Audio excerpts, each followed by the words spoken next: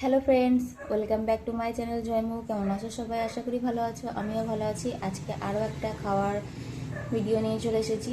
তো আজকে খাওয়াতে আছে আলু করলার সর্ষে বাটা মানে চচ্চড়ি, বড়িও আছে, সাথে আছে পেঁয়াজ, আর এখানে হচ্ছে রুই মাছের ঝোল সজনের ডাঁটা দিয়ে।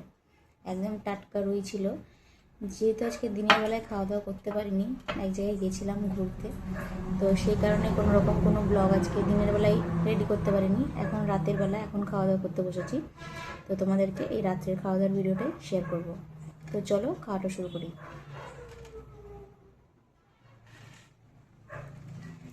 প্রথমে আলু করলাটা দিয়ে খেয়ে নিই। এটা খেতে খুব ভালো লাগে, সর্ষে বাটা দিয়ে করেছি। এর মধ্যে ছোটো মাছ দিইনি, কিন্তু তাও মনে হচ্ছে ছোটো মাছের গন্ধ পাচ্ছি।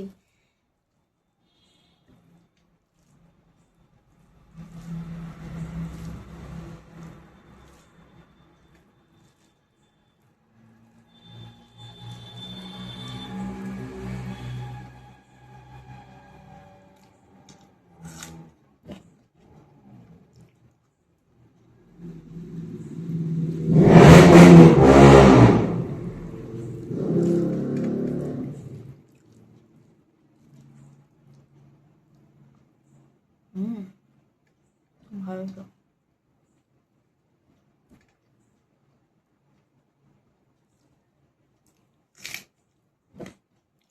সত্যি জায়গাটা খুব সুন্দর হয়েছে।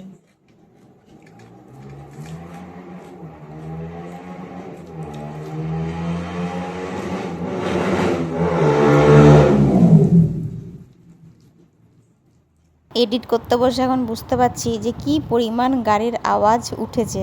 মনে হচ্ছে যেন পুরো আমার ঘরের মধ্যে দিয়েই গাড়িগুলো যাচ্ছে।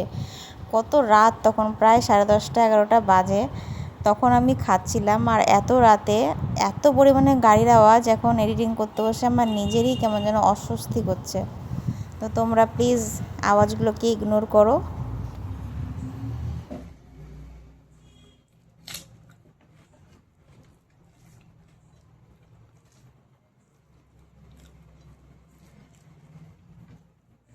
অনেকে হয়তো বলবা বা ভাববা, কেউ তো কমেন্ট করো না। তো এই করলার তরকারিটা রাতে খাচ্ছি। অনেকের ভাবনা থাকতে পারে যে রাতে কেন করলা তরকারি খাচ্ছি। করলা তরকারি রাতে খাওয়া যায় যদি এক ফোঁটা চিনি ফেলে দেওয়া থাকে। আর এটা আলু দিয়ে যেহেতু রান্না করেছি, আর এর মধ্যে একটু চিনিও দেওয়া আছে, তার জন্য এটা রাতে খাচ্ছি। আমার মা বলে, আর মা যেহেতু বলে সেহেতু খাওয়া যেতেই পারে।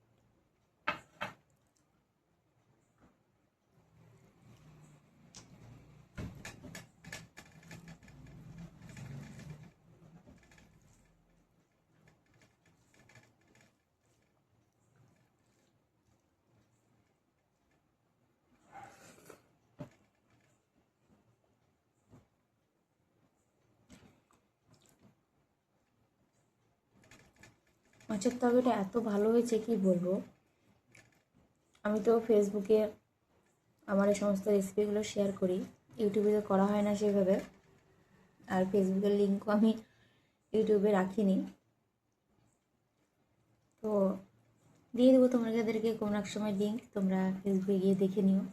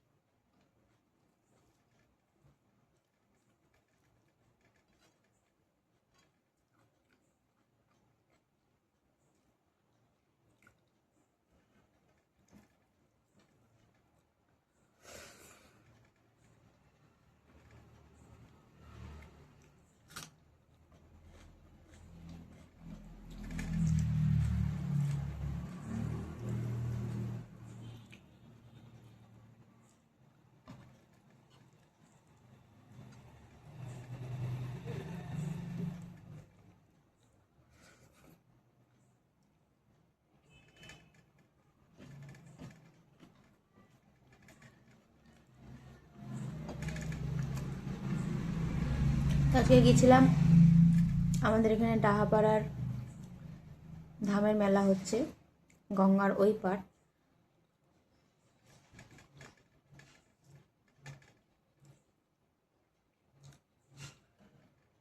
তো সেখানেই গেছিলাম। তো ইচ্ছা ছিল ওখানে মন্দিরের প্রসাদ খাবো, প্রসাদ পাবো।